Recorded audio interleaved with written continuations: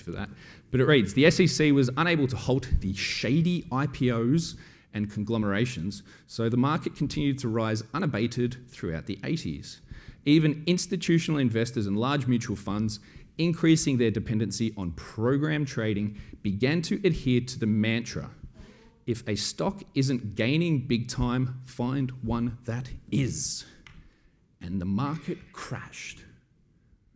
But there was a savior, and that was Alan Greenspan. He came along and made everything better for everybody. Again, an example of centralized control manipulating a market that perhaps should have just been left to its own devices. And then there were the 90s.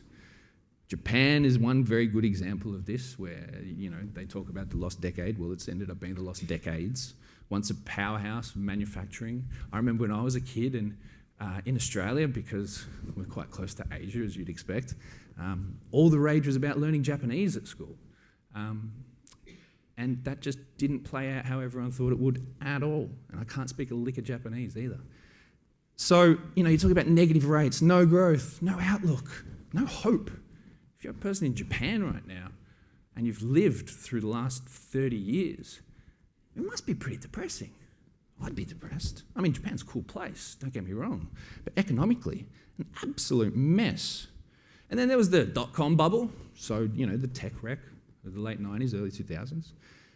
And this was, inflated prices in companies that were listing with nothing more than a domain name, pets.com. The great pets.com. These companies getting billion-dollar valuations and then inherently being worthless.